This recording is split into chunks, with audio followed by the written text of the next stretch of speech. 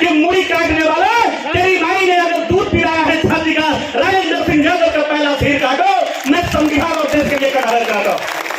बाबा साहब के पौधे यहाँ उपस्थित है। मैं वादा करता हूँ कि अगर कहीं पसीना अगर आपका निकलेगा, मैं राजनीति भाषा में नहीं बोल रहा हूँ, राजनीति भाषा में बात करने वाले ये पंचशील के झंडा बनाकर खड़े नहीं होते हैं।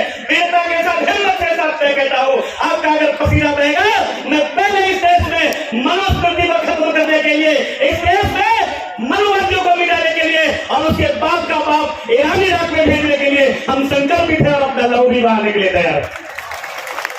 मेरा नाम नोट करो।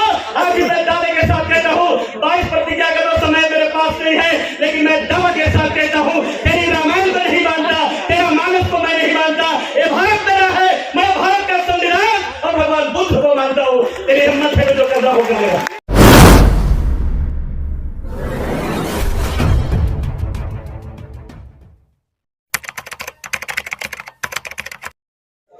कहना चाहता हूं कि जो आज हालात है देश में, जो स्थिति भगवान बुद्ध के बारे में, बुद्ध सम्मेलन के बारे में, तो हम आज भी कहते हैं कि अगर बरसों तक हम बुद्ध की गाथा और बाबा साहब अम्बेडकर के बारे में अगर चर्चा यहाँ करते रहेंगे तो शायद समय कम पड़ जाएगा, लेकिन बाबा साहब और भगवान बुद्ध का चर्चा खत्म नहीं हो पाएगा।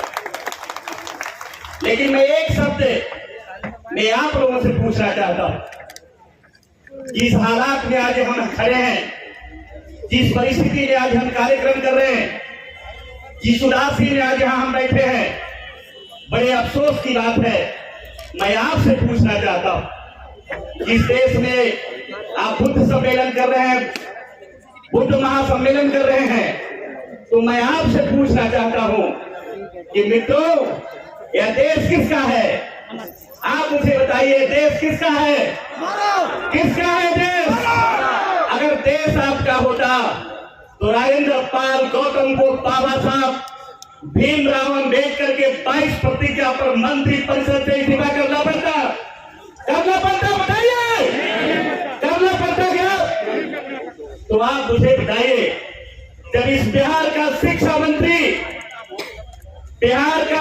मंत्री मनुस्मृति, अस्पृश्यता के बारे में, सत्यशोधक के बारे में और मनुस्मृति और साथ साथ जो रामचरितमानस में जो काव्य लिखा गया है, जिसके बारे में कहता है, तो क्या उन्हें 51 लाख रुपया में मूड़ी काटने का घोषणा किया जाता क्या? बताइए, आप लोग, पूछता हूं आपसे, नहीं किया जाता।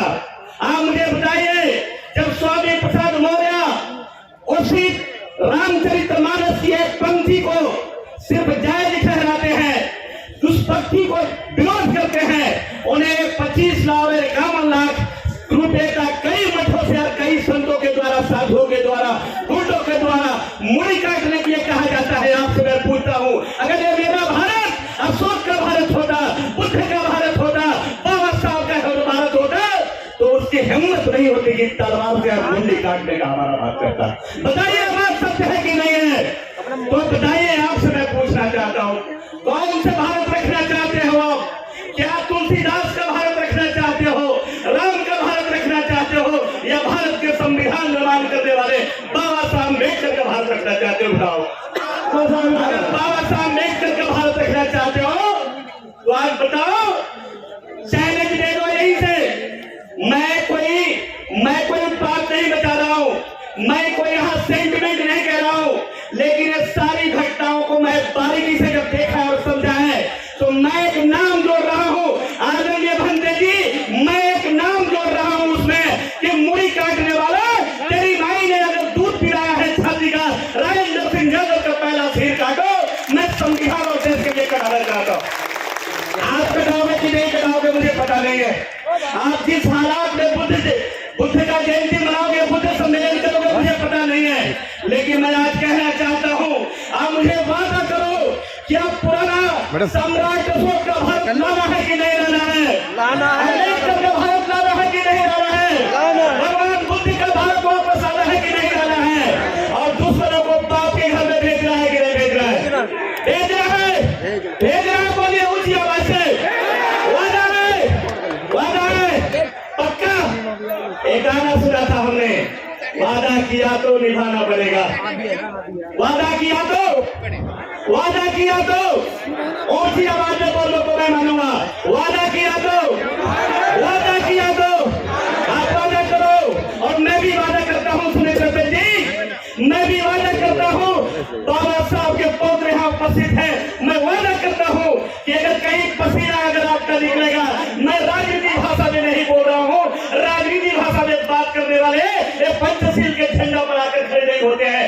वीरता के साथ, हिम्मत के साथ मैं कहता हूँ, आपका अगर पसीना बहेगा, मैं पहले इस देश में मनुस्मृति को खत्म करने के लिए, इस देश में मनुवादियों को मिटाने के लिए और उसके बाप का बाप ईरान इराक में भेजने के लिए हम संकल्पित हैं और अपना लहू भी बहाने के लिए तैयार हैं।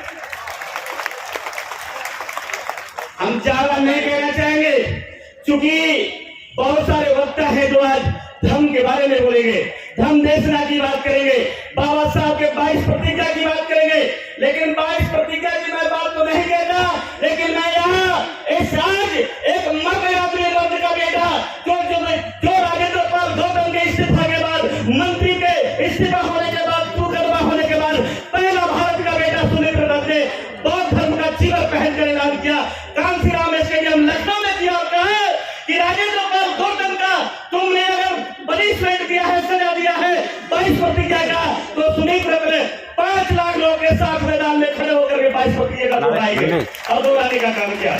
मैं जवाब देता हूँ इस भारत के वीर सपूत को।